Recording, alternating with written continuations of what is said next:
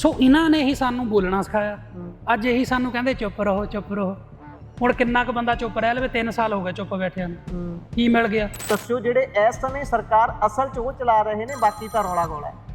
ਕੇਜਰੀਵਾਲ, ਉਸ ਤੋਂ ਬਾਅਦ ਮਨੀਸ਼ ਸਿਸੋਦੀਆ। ਅੱਛਾ, ਤੇ ਮੁੱਖ ਮੰਤਰੀ ਸਾਹਿਬ ਕੀ ਨੇ? ਮੁੱਖ ਮੰਤਰੀ ਸਾਹਿਬ ਤੁਹਾਨੂੰ ਪਤਾ ਹੀ ਆ, ਉਹਨਾਂ ਨੂੰ ਤਾਂ ਪਤਾ ਵੀ ਨਹੀਂ ਹੁੰਦਾ। ਸਵੇਰ ਨੂੰ ਜਿਸ ਵੇਲੇ ਲਿਸਟਾਂ ਪੈ ਜਾਂਦੀਆਂ, ਉਹ ਸਵੇਰੇ ਉੱਠ ਕੇ ਦੇਖਦੇ ਉਹ ਤੇਰੀ ਆਹ ਅਨਾਊਂਸ ਹੋ ਗਿਆ, ਚਲੋ ਬਾਅਦ ਵਿੱਚ ਉਹ ਧੰਨਵਾਦ ਕਰ ਦਿੰਦੇ ਆ ਕਿ ਸਾਰਿਆਂ ਦਾ ਵੀ ਪੰਜਾਬ ਦੀ ਰੰਗਲਾ ਪੰਜਾਬ ਟੀਮ 'ਚ ਸ਼ਾਮਲ ਹੋਣ ਲਈ ਧੰਨਵਾਦ। ਹੁਣ ਕੰਮ ਨੂੰ ਕਾਮ ਲਿਖ ਦਿੰਦੇ, ਕਾਮ ਲਿਖ ਦਿੰਦੇ ਆ ਨਾ, ਤੇ ਉਹ ਚੀਜ਼ਾਂ ਫਿਰ ਹੁਣ ਚਲਾਈ ਕਾਮ ਵਾਲੇ ਰਹੇ ਆ। ਹਮਕੋ ਤੁਮਕੋ ਵਾਲੇ ਤਾਂ ਪੇਜ ਚਲਾ ਰਹੇ ਇਹਨਾਂ ਦੇ, ਤਾਂ ਉਹਨਾਂ ਨੇ ਵੀ ਉਸ ਹਿਸਾਬ ਨਾਲ ਹੀ ਲਿਖਣਾ। ਸਹੀ ਗੱਲ। ਜਿਹੜਾ ਕੰਮ 70-75 ਸਾਲਾਂ 'ਚ ਨਹੀਂ ਹੋਇਆ, ਉਹੋ ਹੀ ਅਸੀਂ ਕੀਤਾ ਹੈ। ਬਿਲਕੁਲ ਉਹੀ ਕੀਤਾ। ਕੀ ਕੀਤਾ? ਅੱਗੇ 70-75 ਸਾਲਾਂ 'ਚ ਕਿਸੇ ਪ੍ਰਵਾਸੀ ਨੂੰ ਮਿਲੀ ਸੀ ਚੇਅਰਮੈਨ ਨਹੀਂ ਕੋਈ। ਇਸ ਪਾਰਟੀ ਨੇ ਮੈਂ ਦਿਨ ਰਾਤ ਕੰਮ ਕੀਤਾ ਹੈ। ਇਸ ਪਾਰਟੀ ਲਈ ਮੈਂ 3-3 ਵਜੇ ਤੱਕ ਜਾ ਕੇ ਬੈਨਰ ਬਣਾਏ, ਪੋਸਟਰ ਬਣਾਏ, ਲਾਈਵ ਕਰ ਲੋਕਾਂ ਨਾਲ ਬਹਿਸੇ ਆ, ਲੜੇ ਆ। ਵੀਡੀਓ ਤੁਸੀਂ ਸਕਰੀਨ ਤੇ ਦੇਖ ਰਹੇ ਹੋਵੋਗੇ। ਇਹ ਵੀਡੀਓ ਜਿਹੜੀ ਹੈ, ਇਸ ਦੇ ਵਿੱਚ ਯੁੱਧ ਨਸ਼ਿਆਂ ਵਿਰੁੱਧ ਦੀ ਟੀ-ਸ਼ਰਟ ਹੀ ਨੌਜਵਾਨ ਨੇ ਪਾਈ ਹੋਈ ਹੈ ਤੇ ਉਹ ਝੂਲ ਰਿਹਾ ਨਸ਼ਾ ਕਰਕੇ। ਆਹ ਤਾਂ ਹਾਲ ਹੈ। ਮੈਂ ਉਹੀ ਕਹਿੰਦਾ, ਇਹ ਹਾਲ ਹੈ ਸਾਡੀ ਜਵਾਨੀ। ਦਿੱਲੀ ਵਾਲਿਆਂ ਚੋਂ ਟੌਪ ਤੇ ਪਹਿਲਾਂ ਸੰਦੀਪ ਪਾਠਕ, ਜਿਹਦੇ ਪੁੱਛੇ ਬਿਨਾ ਕੋਈ ਛਿੱਕ ਵੀ ਨਹੀਂ ਮਾਰਦਾ, ਉਹ ਖੰਘਦਾ ਵੀ ਨਹੀਂ ਜਿਹਦੇ ਪੁੱਛੇ ਬਿਨਾ। ਇਹ ਕਹਿੰਦੇ ਵੀ ਪੰਜਾਬ 'ਚ ਅਸੀਂ ਸਰਕਾਰ ਬਣਾਈ ਆ, ਪਾਠਕ ਵੀ ਇਹੀ ਕਹਿੰਦਾ। ਸੋ ਮੈਨੂੰ ਇਹ ਗੱਲ ਦੱਸੋ ਵੀ ਜੇ ਤੁਸੀਂ ਪੰਜਾਬ 'ਚ ਸਰਕਾਰ ਬਣਾਈ ਆ ਤਾਂ ਤੁਸੀਂ ਫਿਰ ਹਰਿਆਣੇ 'ਚ ਕਿਉਂ ਨਹੀਂ ਬਣਾ ਸਕੇ? ਤੁਹਾਡੇ ਪਾਠਕ ਦਾ ਤੇ ਇਹਨਾਂ ਦਾ ਜਾਦੂ ਉੱਥੇ ਕਿਉਂ ਨਹੀਂ ਚੱਲਿਆ? ਤੁਸੀਂ ਬਾਅਦ ਵਿੱਚ ਟਿਕਟਾਂ ਵੀ ਦਲ ਬਦਲੂਆਂ ਨੂੰ ਲਾਪੇ ਦੇਣ। ਤੁਸੀਂ ਇਹਨਾਂ ਨੂੰ ਪਹਿਲਾਂ ਕਚਰਾ ਕਹਿੰਦੇ ਹੁੰਦੇ ਸੀ, ਉਹੀ ਕਚਰਾ ਲਿਆ ਕੇ ਤੁਸੀਂ ਸਾਡੇ ਸਿਰਾਂ ਤੇ ਬਿਠਾਤਾ। ਮੈਂ ਉਹੀ ਕਹਿੰਦਾ ਵੀ ਸਾਡੇ ਹਲਕੇ ਦਾ ਜਿਹੜਾ ਐਮਐਲਏ ਆ ਸ਼ਾਨ, ਉਹ ਇੱਕ ਐਮਪੀ ਦਾ ਪੁੱਤਰ ਆ। ਕਦੀ ਇਹਨਾਂ ਦੇ ਬਿਆਨ ਹੁੰਦੇ ਸੀ ਵੀ ਅਸੀਂ ਇੱਕ ਘਰ 'ਚ 2 ਟਿਕਟਾਂ ਨਹੀਂ ਦੇਣੀਆਂ। ਉਹ ਬੰਦਾ ਇੱਕ ਹੁੰਦਾ ਦੋਗਲਾ, ਇੱਕ ਤੇਗਲਾ ਹੁੰਦਾ। ਇਹ ਚਫੇਰ ਗੜੀਏ ਹੁੰਦੇ ਆ ਜਿਹੜੇ ਨੈਸ਼ਨਲ ਪਾਰਟੀਆਂ ਵਾਲੇ ਹੁੰਦੇ ਆ। ਸਤਿ ਸ਼੍ਰੀ ਅਕਾਲ ਜੀ। ਪੰਜਾਬੀ ਰੇਡੀਓ ਤੇ ਪੰਜਾਬੀ ਟੀਵੀ USA ਵੇਖ ਸੁਣ ਰਹੇ ਸਾਰੇ ਸਰੋਤਿਆਂ ਦਾ ਬਹੁਤ-ਬਹੁਤ ਸਵਾਗਤ ਹੈ। ਇਸ ਸਮੇਂ ਅਸੀਂ ਇੱਕ ਪਾਰਟੀ ਦੇ ਬਾਰੇ ਗੱਲ ਕਰਨੀ ਹੈ। ਪਾਰਟੀ ਉਹ ਜਿਹੜੀ ਕਿ ਪੰਜਾਬ ਦੇ ਵਿੱਚ ਇਸ ਸਮੇਂ ਸੱਤਾ ਤੇ ਵਿਰਾਜਮਾਨ ਹੈ, ਆਮ ਆਦਮੀ ਪਾਰਟੀ। ਦਿੱਲੀ ਤੋਂ ਤੁਰੀ ਜਨ ਸਵਰਾਜ ਦੀਆਂ ਗੱਲਾਂ ਹੋਈਆਂ, ਕਰਪਸ਼ਨ ਦੀ ਠੱਲ ਪਾਉਣ ਵਾਲੀ ਮੂਵਮੈਂਟ, ਐਂਟੀ ਕਰਪਸ਼ਨ ਮੂਵਮੈਂਟ ਚੋਂ ਨਿਕਲੀ ਹੋਈ ਇਹ ਪਾਰਟੀ ਅੱਜ ਉਸ ਮੋੜ ਤੇ ਖੜੀ ਹੈ ਕਿ ਪੰਜਾਬ ਦੇ ਵਿੱਚ ਬੇਸ਼ੱਕ 93 MLA ਹੋਣ, ਪਰ ਉਹਨਾਂ ਦੀ ਕਦਰ ਕਿੰਨੀ ਕੁ ਹੈ ਸਾਰੇ ਜਾਣਦੇ ਨੇ। ਦਿੱਲੀ ਦੇ ਵਿੱਚ ਸਰਕਾਰ ਚੱਲੀ, ਪਰ ਹੁਣ ਉੱਥੇ ਵੀ ਪੰਡ ਲਪੇਟ ਦਿੱਤੀ ਗਈ ਹੈ। ਸਾਡੇ ਨਾਲ ਪੁਰਾਣੇ ਭਮੱਕੜ ਜਦੋਂ ਤੋਂ ਇਹ ਪਾਰਟੀ ਬਣੀ ਹੈ ਉਦੋਂ ਤੋਂ ਨਾਲ ਤੁਰੇ ਹੋਏ ਨੌਜਵਾਨ ਮੌਜੂਦ ਨੇ। ਉਹਨਾਂ ਤੋਂ ਜਾਣਦੇ ਹਾਂ ਵੀ ਭਾਈ ਪਾਰਟੀ ਦਾ ਵਰਕਿੰਗ ਸਟਾਈਲ ਕੀ ਹੈ, ਕਿਉਂਕਿ ਹਰੇਕ ਬੰਦਾ ਹੀ ਭੰਡੀ ਜਾਂਦਾ ਪਾਰਟੀ ਨੂੰ ਵੀ ਭਾਈ ਐ ਦਿੱਲੀ ਵਾਲੇ ਬੰਦੇ ਲਿਆ ਕੇ ਬਿਠਾਏ ਹੋਏ ਨੇ, ਜਾਂ ਫਿਰ ਸਰਕਾਰ ਹੀ ਦਿੱਲੀ ਵਾਲਿਆਂ ਦੇ ਹੱਥ ਫੜਾਈ ਹੋਈ ਹੈ, ਚੇਅਰਮੈਨੀਆਂ ਦੇਣ ਦੀ ਗੱਲ ਆਉਂਦੀ ਹੈ। ਪਰ ਆਪਾਂ ਪਿਛੋਕੜ ਤੋਂ ਸ਼ੁਰੂ ਕਰਕੇ ਜਾਣਨ ਦੀ ਕੋਸ਼ਿਸ਼ ਕਰਦੇ ਹਾਂ ਵੀ ਭਾਈ ਵਰਕਿੰਗ ਸਟਾਈਲ 'ਚ ਇਹ ਚੀਜ਼, ਜਾਂ ਫਿਰ ਇਹ ਚੀਜ਼ਾਂ ਆਉਂਦੀਆਂ ਕਿੱਥੋਂ ਨੇ। ਕਿਉਂਕਿ ਆਮ ਤੌਰ ਤੇ ਇਹ ਕਿਹਾ ਜਾਂਦਾ ਕਿ ਪੰਜਾਬ ਨੂੰ ਚਲਾਉਣ ਦੇ ਲਈ ਪੰਜਾਬ ਹਿਤੈਸ਼ੀ ਪਾਰਟੀ ਹੀ ਚਾਹੀਦੀ ਹੈ। ਮੇਰੇ ਨਾਲ ਭਾਈ ਨਵਜੋਤ ਮਹਿਤਾ ਹੁਣੀ ਮੌਜੂਦ ਨੇ, ਪੁਰਾਣੇ ਲੰਮੇ ਸਮੇਂ ਤੋਂ ਪਾਰਟੀ ਦੇ ਵਿੱਚ ਕੰਮ ਕਰ ਰਹੇ ਵਰਕਰ ਨੇ। ਉਹਨਾਂ ਨਾਲ ਸਾਂਝ ਪਾਉਂਦੇ ਹਾਂ। ਬਹੁਤ-ਬਹੁਤ ਸਤਿ ਸ਼੍ਰੀ ਅਕਾਲ। ਸਤਿ ਸ਼੍ਰੀ ਅਕਾਲ ਜੀ ਭਾਜੀ। ਸਭ ਤੋਂ ਪਹਿਲਾਂ ਜਿੱਦਾਂ ਮੈਂ ਗੱਲ ਕੀਤੀ ਕਿ ਐਂਟੀ ਕਰਪਸ਼ਨ ਮੂਵਮੈਂਟ ਚੋਂ ਨਿਕਲੀ ਹੋਈ ਪਾਰਟੀ ਅੱਜ ਪੰਜਾਬ ਦੇ ਵਿੱਚ ਬੇਸ਼ੱਕ 93 ਵਿਧਾਇਕ ਹੋਣ, ਬਹੁਤ ਵੱਡਾ ਮੈਂਡੇਟ ਹੁੰਦਾ। ਜੇ 10 ਤੇ ਛੱਡ ਕੇ 15-20 ਵੀ ਚਲੇ ਜਾਣ ਤਾਂ ਕੋਈ ਪਰਵਾਹ ਨਹੀਂ, ਸਰਕਾਰ ਫੇਰ ਵੀ ਰਹੂਗੀ। ਪਰ ਸਰਕਾਰ ਹੋਣਾ ਤੇ ਸਰਕਾਰ ਦਾ ਰੁਤਬਾ ਹੋਣਾ ਬਹੁਤ ਅਲੱਗ ਚੀਜ਼ਾਂ ਹੁੰਦੀਆਂ ਨੇ। ਤੁਸੀਂ ਥੋੜਾ ਜਿਹਾ ਚਾਨਣਾ ਪਾਇਓ, ਤੁਸੀਂ ਸ਼ੁਰੂ ਤੋਂ ਨਾਲ ਹੋ, ਕੀ ਇਸ ਪਾਰਟੀ ਦਾ ਵਰਕਿੰਗ ਸਟਾਈਲ ਹੀ ਇਹ ਸੀ, ਜਾਂ ਫਿਰ ਪੰਜਾਬ 'ਚ ਕੋਈ ਜ਼ਿਆਦਾ ਤਬਦੀਲੀ ਕਰ ਦਿੱਤੀ ਗਈ ਹੈ, ਜਾਂ ਫਿਰ ਵਾਗਡੋਰ ਦਾ ਕੋਈ ਚੱਕਰ ਹੈ ਵੀ ਵਾਗਡੋਰ ਕਿਹਦੇ ਹੱਥ ਹੈ? ਨਹੀਂ, ਦੇਖੋ ਜਦੋਂ ਪਾਰਟੀ ਨਵੀਂ ਆਈ ਸੀ ਉਸ ਵੇਲੇ ਇਹਨਾਂ ਦੇ ਬਹੁਤ ਵਧੀਆ ਸਿਧਾਂਤ ਸੀਗੇ। ਠੀਕ ਹੈ। ਉਸ ਵੇਲੇ ਇੱਕ ਆਮ ਇਨਸਾਨ ਨੂੰ ਇੱਕ ਉਮੀਦ ਜਾਗੀ ਸੀ ਕਿ ਲੈ ਵੀ ਅੱਗੇ ਅਕਾਲੀ ਆ ਜਾਂਦੇ ਸੀ, ਕਾਂਗਰਸੀ ਆ ਜਾਂਦੇ ਸੀ, ਅਕਾਲੀ ਆ ਗਏ, ਕਾਂਗਰਸੀ ਆ ਗਏ, ਤੇ ਹੁਣ ਸਾਡੇ ਲੋਕਾਂ ਨੂੰ ਕੋਈ ਤੀਜਾ ਅਲਟਰਨੇਟਿਵ ਨਹੀਂ ਸੀ ਕੋਈ ਮਿਲਦਾ। ਉਹਨਾਂ ਨੂੰ ਐਦਾਂ ਲੱਗਦਾ ਸੀ ਕਿ ਯਾਰ ਕਦੀ ਉਹ ਛਿੱਤਰ ਮਾਰ ਜਾਂਦੇ ਸਾਡੇ ਆ ਕੇ, ਕਦੀ ਦੂਜੇ ਮਾਰ ਜਾਂਦੇ ਆ। ਸੋ ਇੱਕ ਤੋਂ ਛਿੱਤਰ ਖਾ ਕੇ ਉਹਨਾਂ ਨੂੰ ਦੂਜਾ ਚੰਗਾ ਲੱਪੰਦਾ ਸੀ ਲੱਗਣ, ਦੂਜੇ ਤੋਂ ਖਾ ਕੇ ਉਹਨਾਂ ਨੂੰ ਉਹ ਪਹਿਲਾ ਲੱਪੰਦਾ ਸੀ ਚੰਗਾ ਲੱਗਣ। ਸੋ ਇਹ ਇੱਕ ਨਵੀਂ ਧਿਰ ਉੱਠੀ ਸੀਗੀ ਆਮ ਆਦਮੀ ਪਾਰਟੀ। ਸੋ ਇੱਕ ਅੰਦੋਲਨ 'ਚੋਂ ਨਿਕਲੀ ਸੀ ਪਾਰਟੀ, ਤੇ ਲੋਕਾਂ ਨੂੰ ਇੱਕ ਬਹੁਤ ਵੱਡੀ ਉਮੀਦ ਸੀਗੀ ਕਿ ਇਹ ਪਾਰਟੀ ਸਾਡੇ ਪੰਜਾਬ ਨੂੰ ਬਹੁਤ ਵਧੀਆ ਰੰਗਲਾ ਪੰਜਾਬ ਬਣਾ ਸਕਦੀ, ਜਿੱਦਾਂ ਮਾਨ ਸਾਹਿਬ ਅਕਸਰ ਕਹਿੰਦੇ ਹੁੰਦੇ ਆ ਰੰਗਲਾ ਪੰਜਾਬ। ਤੇ ਸਾਨੂੰ ਵੀ, ਜਿੱਦਾਂ ਅਸੀਂ ਵੀ ਆਮ ਘਰਾਂ 'ਚੋਂ ਹੀ ਆ ਸਾਰੇ, ਸਾਨੂੰ ਵੀ ਇਹ ਲੱਗਦਾ ਸੀਗਾ ਕਿ ਵਾਕਈ ਯਾਰ ਇਹ ਪਾਰਟੀ ਕੁਛ ਕਰੂਗੀ। ਕਿਤੇ ਨਾ ਕਿਤੇ ਸਟਾਰਟਿੰਗ ਵਿੱਚ ਸਾਨੂੰ ਲੱਗਾ ਵੀ ਹਾਂ ਬਈ ਵਧੀਆ ਅਸੀਂ ਕੋਈ ਗਲਤੀ ਨਹੀਂ ਕੀਤੀ ਇਸ ਪਾਰਟੀ ਦੀ ਸਪੋਰਟ ਕਰਕੇ। ਪਰ ਜਿੱਦਾਂ ਸਮਾਂ ਬੀਤਿਆ, ਜਿਹੜੀ ਪੰਜਾਬ ਦੀ ਵਾਗਡੋਰ ਸੀ, ਜਿਹੜੀ ਪੰਜਾਬੀਆਂ ਨੇ ਸੰਭਾਲਣੀ ਸੀ, ਉਹ ਦਿੱਲੀ ਵਾਲੇ ਸੰਭਾਲਣ ਲੱਗ ਪਏ। ਦਿੱਲੀ ਵਾਲਿਆਂ ਚੋਂ ਟੌਪ ਤੇ ਕੌਣ ਹੈ? ਦਿੱਲੀ ਵਾਲਿਆਂ ਚੋਂ ਟੌਪ ਤੇ ਪਹਿਲਾਂ ਸੰਦੀਪ ਪਾਠਕ, ਜਿਹਦੇ ਪੁੱਛੇ ਬਿਨਾ ਕੋਈ ਛਿੱਕ ਵੀ ਨਹੀਂ ਮਾਰਦਾ, ਉਹ ਖੰਘਦਾ ਵੀ ਨਹੀਂ ਜਿਹਦੇ ਪੁੱਛੇ ਬਿਨਾ। ਸੋ ਹੁਣ ਜਦੋਂ ਇਹਨਾਂ ਨੇ ਉਹਦੇ ਹਾਲਾਤ ਦੇਖੇ, ਵੀ ਹੁਣ ਉਹਦਾ ਪੰਜਾਬ ਦੇ ਵਿੱਚ ਉਹ ਗੱਲਬਾਤ ਨਹੀਂ ਰਹੀ, ਹੁਣ ਇਹਨਾਂ ਨੇ ਮਨੀਸ਼ ਸਿਸੋਦੀਆ ਲੈ ਆਂਦਾ। ਮਨੀਸ਼ ਸਿਸੋਦੀਆ ਦੇ ਆਉਣ ਦਾ ਰੀਜ਼ਨ ਇਹ ਆ ਕਿ ਦਿੱਲੀ ਵਾਲਿਆਂ ਨੇ ਵਿਹਲੇ ਕਰਤੇ, ਹੁਣ ਪੰਜਾਬ 'ਚ ਮੇਲੇ ਲੱਗ ਗਏ। ਨਾਲੇ ਗ੍ਰਿਫਤਾਰੀ ਤੋਂ ਬਚੇ ਰਹਿਣਗੇ, ਨਾਲੇ ਉਦਾਂ ਵੀ ਇੱਥੇ VIP ਟ੍ਰੀਟਮੈਂਟ ਮਿਲਦਾ ਆ, ਵਧੀਆ ਰਹਿਸ਼ਾਂ ਮਿਲੀਆਂ ਆ, ਠੀਕ ਆ ਨਾ। ਨਹੀਂ, ਕਹਿਣ ਦਾ ਭਾਵ ਉਹੀ ਗੱਲ ਹੈ ਫਿਰ ਵੀ ਵਰਕਿੰਗ ਸਟਾਈਲ ਪਹਿਲਾਂ ਇਹੋ ਜਿਹਾ ਨਹੀਂ ਸੀ, ਤੁਸੀਂ ਇਹ ਕਹੋਗੇ? ਨਹੀਂ, ਮੈਂ ਇਹ ਕਹੂੰਗਾ ਕਿ ਦੇਖੋ ਉਹ ਕੰਮ ਹੋਇਆ ਕਿ ਹਾਥੀ ਦੇ ਖਾਣ ਦੇ ਦੰਦ ਹੋਰ ਦਿਖਾਉਣ ਦੇ ਹੋਰ। ਸੋ ਆਮ ਲੋਕਾਂ ਨੂੰ ਪਹਿਲਾਂ ਇਹ ਦਿਖਾਇਆ ਗਿਆ ਕਿ ਅਸੀਂ ਤੁਹਾਡੇ ਵਿੱਚੋਂ ਹੀ ਆ, ਤੁਹਾਡੇ ਵਰਗੇ ਆ, ਠੀਕ ਆ। ਤੇ ਜਦੋਂ ਮਤਲਬ ਪੰਜਾਬੀਆਂ ਨੇ ਇਹਨਾਂ ਦੇ ਗੱਲਾਂ ਤੇ ਵਿਸ਼ਵਾਸ ਕਰਕੇ ਸਰਕਾਰ ਬਣਾਤੀ, ਇਹਨਾਂ ਨੂੰ ਐਡਾ ਵੱਡਾ ਮੈਂਡੇਟ ਦਿੱਤਾ, ਤੇ ਬਾਅਦ ਵਿੱਚ ਕਹਿਣੀ ਤੇ ਕਥਨੀ 'ਚ ਫੇਰ ਫਰਕ ਹੋ ਗਿਆ। ਕਹਿੰਦੇ ਹੁੰਦੇ ਆ ਕਿ ਹੋਰ ਜੋ ਮਰਜ਼ੀ ਬਦਲ ਦਵੇ, ਕਿਰਦਾਰ ਨਹੀਂ ਬਦਲਣੇ ਚਾਹੀਦੇ।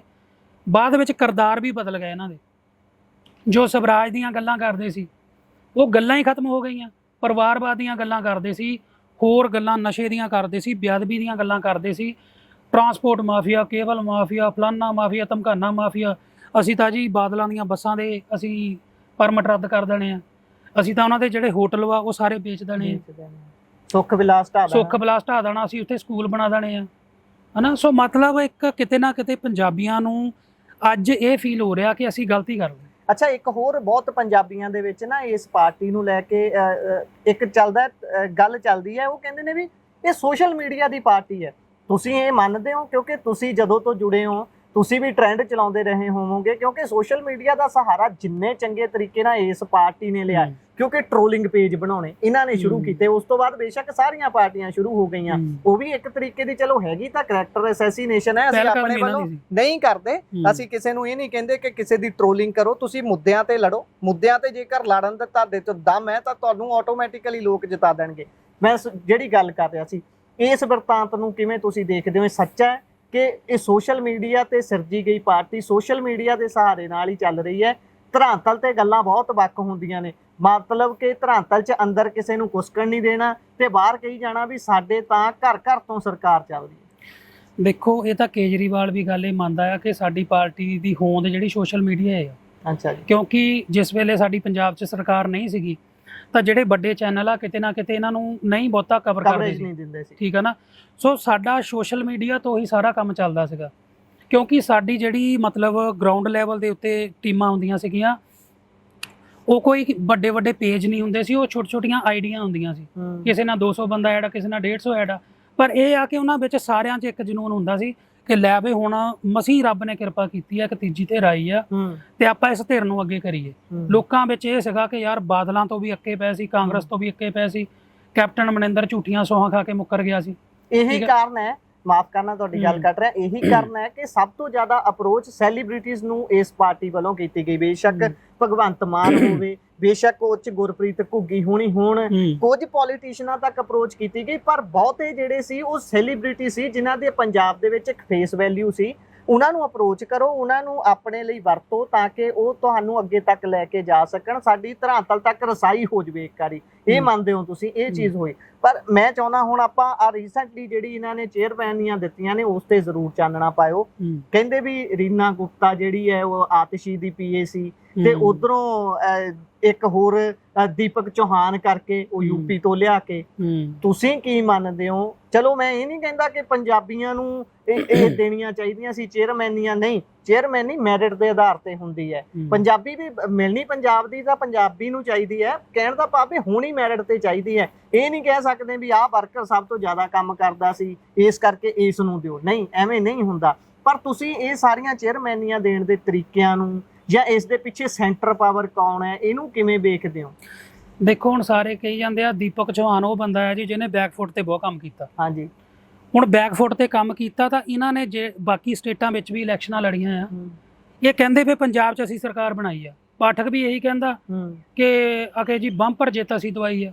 ਪਾਠਕ ਤਾਂ ਦਬਕੇ ਮਾਰ ਦਿੰਦਾ ਬੇਸ਼ੱਕ ਮੋਰੇ, ਮੈਂ ਉਹੀ ਕਹਿੰਦਾ, ਪਾਠਕ ਵੀ ਉਹੀ ਕਹਿੰਦਾ ਤੇ ਇਹ ਵੀ ਉਹੀ ਕਹਿੰਦੇ ਉਹਦੇ ਜਿਹੜੇ PA ਆ ਜਿਹੜਾ ਅੱਜ ਚੇਅਰਮੈਨ ਬਣਿਆ।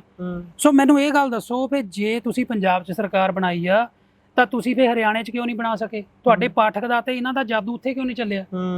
ਤੁਸੀਂ ਪਹਿਲਾਂ ਰਾਜ ਸਭਾ ਦਿੱਤੀਆਂ, ਠੀਕ ਆ, ਤੁਸੀਂ ਰਾਜ ਸਭਾ ਦੇ ਕੇ ਚਲੋ ਪੰਜਾਬੀਆਂ ਨੇ ਸਬਰ ਕਰ ਲਿਆ ਵੀ ਚਲੋ ਕੋਈ ਨਹੀਂ ਜੀ, ਪਾਰਟੀ ਦਾ ਫੈਸਲਾ ਜੋ ਫੈਸਲਾ।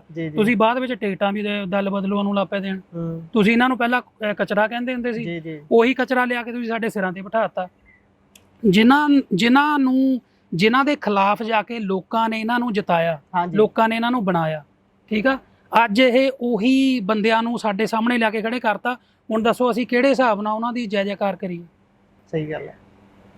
ਤੁਹਾਡੇ ਆਪਣੇ ਹਲਕੇ ਚੋਂ ਹੀ ਲੈ ਲਓ, ਜਿਹੜੇ ਬੰਦਿਆਂ ਦੇ ਖਿਲਾਫ ਤੁਸੀਂ ਭਿੜਦੇ ਹੋਵੋਗੇ, ਅੱਜ ਉਹ ਤੁਹਾਡੇ ਹਲਕੇ ਚੋਂ ਐਮਐਲਏ ਹੈ, ਅੱਜ ਤੁਹਾਡੇ ਹਲਕੇ ਦੇ ਹੀ ਉਹ ਐਮਪੀ ਨੇ। ਤੁਸੀਂ ਕਿਹੜੇ ਮੂੰਹ ਨਾਲ, ਜੇ ਕੋਈ ਕੰਮ ਹੀ ਪੈ ਜਾਵੇ ਬੰਦੇ ਨੂੰ, ਕੋਈ ਲਾ ਲਓ ਵੀ ਬਿਊਰੋਕ੍ਰੇਸੀ 'ਚ ਹੀ ਕੰਮ ਹੁੰਦਾ, ਕਿਸੇ ਤਰੀਕੇ ਦਾ ਫਾਰਮਾ ਕਾਗਜ਼ੀ ਪੱਤਰੀ ਡਾਕੂਮੈਂਟੇਸ਼ਨ ਦਾ ਕੰਮ ਹੁੰਦਾ, ਬੰਦਾ ਜਾਂਦਾ ਇੰਨੀ ਬੰਦੇ ਦੇ ਵਿੱਚ ਧੌਣ ਦਾ ਜਿਹੜਾ ਕਹਿੰਦੇ ਵੀ ਉਹ ਮਣਕਾ ਫਿਰ ਟੁੱਟਿਆ ਵਾਲਾ ਹੀ ਕੰਮ ਹੋ ਜਾਣਾ।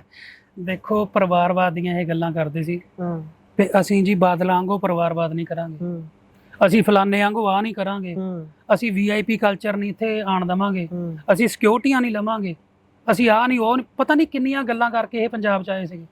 ਸੋ ਅੱਜ ਮੈਨੂੰ ਦੱਸੋ ਵੀ ਕਿੱਥੇ ਖੜੇ ਆ ਇਹ? ਸਾਡੇ ਹਲਕੇ ਦਾ ਜਿਹੜਾ ਤਾਂ ਤੁਹਾਡਾ ਟੈਕਸੀ ਬਣਾਤੀ। ਮੈਂ ਉਹੀ ਕਹਿੰਦਾ ਵੀ ਸਾਡੇ ਹਲਕੇ ਦਾ ਜਿਹੜਾ MLA ਆ ਸ਼ਾਂਕ, ਉਹ ਇੱਕ MP ਦਾ ਪੁੱਤਰ ਆ। ਕਦੀ ਇਹਨਾਂ ਦੇ ਬਿਆਨ ਹੁੰਦੇ ਸੀ ਵੀ ਅਸੀਂ ਇੱਕ ਘਰ 'ਚ 2 ਟਿਕਟਾਂ ਨਹੀਂ ਦੇਣੀਆਂ, ਅਸੀਂ ਇੱਕ ਬੰਦੇ ਨੂੰ 2 ਅਹੁਦੇ ਨਹੀਂ ਦੇਣੇ। ਸੋ ਅੱਜ ਤਾਂ ਇਹਨਾਂ ਨੇ ਜਿੱਦਾਂ ਕਹਿੰਦੇ ਹੁੰਦੇ ਸਾਰੇ, ਉਹ ਖਹਿਰਾ ਸਾਹਿਬ ਕਹਿੰਦੇ ਹੁੰਦੇ ਨਾ ਵੀ ਸਾਰਾ ਕੁਝ ਸਿੱਕੇ ਤੇ ਟੰਗਤਾ। ਠੀਕ ਆ। ਮਜੀਠੀਆ ਸਾਹਿਬ ਨੇ ਪੋਸਟ ਪਾਈ ਆ ਸਵੇਰੇ, ਤੁਸੀਂ ਦੇਖੀ ਹੋਣੀ ਹੈ। ਹੁਣ ਕਈਆਂ ਨੇ ਕਹਿਣਾ ਮਜੀਠੀਆ ਨੂੰ ਵੀ ਸਾਹਿਬ ਲਾ ਪਿਆ ਕਹਿਣਾ। ਸੋ ਮਤਲਬ ਕਹਿਣ ਦਾ ਮਤਲਬ ਇਹ ਆ ਕਿ ਦੇਖੋ ਸਾਡੇ ਜੋ ਪਹਿਲਾਂ ਗੱਲਾਂ ਬਾਤਾਂ ਹੁੰਦੀਆਂ ਸੀ ਨਾ, ਹੁਣ ਟੋਟਲੀ ਉਹਦਾ ਡਿਫਰੈਂਟ ਹੋ ਗਿਆ ਕੰਮ। ਸੋ ਉਹ ਜਿਹੜੀਆਂ ਸਵਰਾਜ ਦੀਆਂ ਗੱਲਾਂ ਸੀ, ਜਿਹੜੀਆਂ ਕਹਿ ਲਓ ਕਿ ਇੱਕ ਗੱਲਾਂ ਦਾ ਲੈਵਲ ਸੀਗਾ, ਉਸ ਲੈਵਲ ਤੋਂ ਬਹੁਤ ਥੱਲੇ ਡਾਊਨ ਆ ਗਿਆ ਇਹ। ਹੁਣ ਤਾਂ ਲੋਕਾਂ ਨੂੰ ਇਹ ਲਾਪਿਆ ਲੱਗਣ ਕਿ ਯਾਰ ਇਹ ਪਹਿਲਾਂ ਵਾਲਿਆਂ ਤੋਂ ਵੀ ਨਿਕੰਮੇ ਆ। ਪਰ ਭਾਈ ਇਹ ਤਾਂ ਕਹਿੰਦੇ ਨੇ ਕਿ ਜਿਹੜਾ ਕੰਮ 70-75 ਸਾਲਾਂ 'ਚ ਨਹੀਂ ਹੋਇਆ ਉਹੋ ਹੀ ਅਸੀਂ ਕੀਤਾ। ਬਿਲਕੁਲ ਉਹੀ ਕੀਤਾ। ਕੀ ਕੀਤਾ ਅੱਗੇ 70-75 ਸਾਲਾਂ 'ਚ ਕਿਸੇ ਪ੍ਰਵਾਸੀ ਨੂੰ ਮਿਲੀ ਸੀ ਚੇਅਰਮੈਨ? ਨਹੀਂ ਕੋਈ। 70-75 ਸਾਲਾਂ ਦੇ ਵਿੱਚ ਅੱਗੇ ਜੋ ਕੁਝ ਹੁਣ ਇਹ ਹੋ ਰਿਹਾ ਆ ਯੁੱਧ ਨਸ਼ਿਆਂ ਵਿਰੁੱਧ 3 ਸਾਲ ਬਾਅਦ ਸ਼ੁਰੂ ਕਰਤਾ ਇਹਨਾਂ ਨੇ। ਕਿੰਨੇ 3 ਸਾਲਾਂ ਦੇ ਵਿੱਚ ਨੌਜਵਾਨ ਮਰੇ ਆ। ਤੁਸੀਂ, ਤੁਹਾਡੀ ਸਰਕਾਰ ਸੀ, ਤੁਹਾਡਾ ਪ੍ਰਸ਼ਾਸਨ ਸੀਗਾ, ਤੁਸੀਂ ਆਂਦੇ ਸਾਰ ਪਹਿਲੀ ਕੈਬਨਿਟ 'ਚ ਇਹ ਕੰਮ ਸ਼ੁਰੂ ਕਰਦੇ। ਸਹੀ ਗੱਲ ਹੈ। ਉਦੋਂ ਤੋਂ ਕਿਉਂ ਨਹੀਂ ਛੇੜਿਆ? ਜੇ ਤੁਸੀਂ ਉਦੋਂ ਤੋਂ ਇਹ ਕੰਮ ਸ਼ੁਰੂ ਕੀਤਾ ਹੁੰਦਾ, ਕਿੰਨੀਆਂ ਜਾਨਾਂ ਬਚ ਜਾਣੀਆਂ ਸੀ ਅੱਜ ਨੂੰ। ਇੱਕ ਵੀਡੀਓ ਤੁਸੀਂ ਸਕਰੀਨ ਤੇ ਦੇਖ ਰਹੇ ਹੋਵੋਗੇ। ਇਹ ਵੀਡੀਓ ਜਿਹੜੀ ਹੈ, ਇਸ ਦੇ ਵਿੱਚ ਯੁੱਧ ਨਸ਼ਿਆਂ ਵਿਰੁੱਧ ਦੀ ਟੀ-ਸ਼ਰਟ ਹੀ ਨੌਜਵਾਨ ਨੇ ਪਾਈ ਹੋਈ ਹੈ ਤੇ ਉਹ ਝੂਲਦੇ ਆ ਨਸ਼ਾ ਕਰਕੇ। ਆਹ ਤਾਂ ਹਾਲ ਹੈ। ਮੈਂ ਉਹੀ ਕਹਿੰਦਾ ਇਹ ਹਾਲ ਹੈ ਸਾਡੀ ਜਵਾਨੀ ਦਾ। ਗੱਲ ਪਤਾ ਕੀ ਆ, ਦੇਖੋ ਜਿਹੜਾ ਵਿਕਾਸ ਵਾ ਉਹ ਪੇਪਰਾਂ 'ਚ ਜਿੱਦਾਂ ਪਹਿਲਾਂ ਹੁੰਦਾ ਸੀ ਨਾ, ਵੀ ਸੜਕ ਉਹ 10 ਵਾਰ ਬਣ ਜਾਂਦੀ ਸੀ ਪਰ ਪੇਪਰਾਂ 'ਚ ਬਣਦੀ ਸੀ। ਸੋ ਹੁਣ ਜਿਹੜਾ ਸਾਡੀ ਸਰਕਾਰ ਦਾ ਵੀ ਹਾਲ ਆ, ਮੈਂ ਕੋਈ ਦੇਖੋ ਸਰਕਾਰ ਦਾ ਕੋਈ ਮੈਂ ਵਿਰੋਧੀ ਨਹੀਂ ਹੈਗਾ। ਇਸ ਪਾਰਟੀ ਨੇ ਮੈਂ ਦਿਨ ਰਾਤ ਕੰਮ ਕੀਤਾ ਆ। ਇਸ ਪਾਰਟੀ ਲਈ ਮੈਂ 3-3 ਵਜੇ ਤੱਕ ਜਾ ਕੇ ਬੈਨਰ ਬਣਾਏ, ਪੋਸਟਰ ਬਣਾਏ, ਲਾਈਵ ਕਰ ਲੋਕਾਂ ਨਾਲ ਬੈਂਸੇ ਆ, ਲੜੇ ਆ, ਲੋਕਾਂ ਨਾਲ ਮੱਥੇ ਮਾਰਿਆ, ਹਿੱਕਾਂ 'ਚ ਵੱਜਿਆ ਸੀ। ਸੋਚ ਕੀ ਸੀ ਉਸ ਦੇ ਪਿੱਛੇ? ਕਿਹੜਾ ਅਕਾਲੀ ਜੇ ਦੱਸਣੀ ਹੋਵੇ, ਸੋਚ ਕੀ ਸੀ ਜਦੋਂ ਸ਼ੁਰੂ ਕੀਤਾ? ਸੋਚ ਇਹ ਸੀ ਕਿ ਪੰਜਾਬ ਨੂੰ ਰੰਗਲਾ ਪੰਜਾਬ ਬਣਾਉਣਾ। ਪਰ ਇਸ ਵੇਲੇ ਸਿਰਫ ਸੋਸ਼ਲ ਮੀਡੀਆ ਤੇ ਜਾਂ ਆਪਣੇ ਫੇਸਬੁੱਕ ਪੇਜਾਂ ਦੇ ਆਲੇ ਦੁਆਲੇ ਰੰਗਲਾ ਪੰਜਾਬ ਆ। ਗਰਾਊਂਡ ਤੇ ਜੇ ਤੁਸੀਂ ਗੱਲ ਕਰੋ ਤਾਂ ਅੱਜ ਕੋਈ ਇਹੋ ਜਿਹੀ ਗੱਲ ਨਹੀਂ ਹੈਗੀ। ਅਸੀਂ ਪਿੰਡਾਂ ਦੇ ਵਿੱਚ ਜਾਂਦੇ, ਤੁਸੀਂ ਵੀ ਜਾਂਦੇ ਹੋਵੋਗੇ, ਜੋ ਹਾਲਾਤ ਵਾ, ਜਿਹੜਾ ਵੀ ਬੰਦਾ ਸੱਚ ਬੋਲਣ ਦੀ ਕੋਸ਼ਿਸ਼ ਕਰਦਾ ਆ, ਪਹਿਲਾਂ ਸੰਗੀ ਨੱਪਦੇ ਨੇ, ਉਹਦੀ ਸੰਗੀ ਫੜ ਲੈਂਦੇ। ਹੁਣ ਅੰਤ 'ਚ ਇਹ ਜ਼ਰੂਰ ਚਾਨਣਾ ਪਾਇਓ ਕਿ ਤੁਸੀਂ ਹਾਲੇ ਵੀ ਪਾਰਟੀ ਦੇ ਵਿੱਚ ਹੋ, ਪਰ ਜਦੋਂ ਤੁਸੀਂ ਪਾਰਟੀ ਦੇ ਵਿੱਚ ਜੁੜੇ ਹੋਵੋਗੇ, ਜਿਹੜੇ ਵੀ ਸੰਨ 'ਚ ਤੁਸੀਂ ਜੁੜੇ ਹੋ, ਜਦੋਂ ਤੋਂ ਪਾਰਟੀ ਇਸਟੈਬਲਿਸ਼ ਹੋਈ ਹੈ, ਕੋਈ ਇੱਕ ਇਦਾਂ ਦੀ ਯਾਦ, ਕੋਈ ਇੱਕ ਇਦਾਂ ਦਾ ਇਨਸੀਡੈਂਟ ਜ਼ਰੂਰ ਸ਼ੇਅਰ ਕਰਿਓ ਜਿਹੜਾ ਤੁਹਾਡੇ ਮਨ ਤੇ ਪ੍ਰਭਾਵ ਪਾਉਂਦਾ ਹੋਵੇ ਵੀ ਭਾਈ ਇਹ ਸੱਚੀ ਆਮ ਆਦਮੀ ਨੇ। ਕੋਈ ਗੱਲ ਇਹੋ ਜੀ ਹੈਗੀ ਆ? ਕਿਉਂਕਿ ਤੁਸੀਂ ਜਿੱਦਾਂ ਦੱਸਦੇ ਹੋ ਕਿ ਅਸੀਂ ਆਪਣਾ ਤੇਲ ਫੂਕਿਆ, ਅਸੀਂ ਪੂਰਾ ਭਵੱਕੜਪੁਣਾ ਪੂਰਾ ਕੀਤਾ, ਦਰੀਆਂ ਝਾੜੀਆਂ ਵਿਛਾੜਾਂ ਖਾਧੀਆਂ, ਕੋਈ ਇਦਾਂ ਦੀ ਯਾਦ ਜਿਹਨੇ ਤੁਹਾਡਾ ਮਨ ਬੰਨਿਆ ਹੋਵੇ ਵੀ ਨਹੀਂ ਯਾਰ ਇਹ ਸੱਚੀ ਆਮ ਆਦਮੀ ਨੇ, ਤੇ ਹੁਣ ਤੋਂ ਬਿਲਕੁਲ ਓਪੋਜ਼ਿਟ ਹੋਵੇ ਸਥਿਤੀ? ਉਹ ਦੇਖੋ, ਇਹ ਸਟਾਰਟਿੰਗ ਵਿੱਚ ਬਹੁਤ ਸਾਰੀਆਂ ਇਦਾਂ ਦੀਆਂ ਗੱਲਾਂ ਸੀਗੀਆਂ ਜਿਨ੍ਹਾਂ ਨੇ ਸਾਨੂੰ ਬਹੁਤ ਪ੍ਰਭਾਵਿਤ ਕੀਤਾ। ਜਿਵੇਂ ਕਿ ਮਤਲਬ ਜਦੋਂ ਇਹ ਜਿਹੜੇ ਪਹਿਲੇ ਲੀਡਰ ਹੁੰਦੇ ਸੀਗੇ, ਆਮ ਲੋਕਾਂ ਨੂੰ ਇਹ ਸਵਾਲ ਜਵਾਬ ਵੀ ਨਹੀਂ ਕਰਨ ਦਿੰਦੇ ਸੀ। ਸਵਾਲ ਜਵਾਬ ਕਰਨਾ, ਮੈਂ ਕਹਿੰਦਾ ਜਿਹੜੇ MLAਆਂ ਦੇ PA ਹੁੰਦੇ ਸੀ ਉਹਨਾਂ ਤੋਂ ਵੀ ਆਮ ਲੋਕ ਡਰਦੇ ਹੁੰਦੇ ਸੀ। ਬਾਦਲਾਂ ਦੇ ਜਥੇਦਾਰਾਂ ਤੋਂ ਵੀ ਆਮ ਲੋਕ ਡਰਦੇ ਹੁੰਦੇ ਸੀ। ਸਹੀ ਗੱਲ ਹੈ। ਠੀਕ ਹੈ ਨਾ।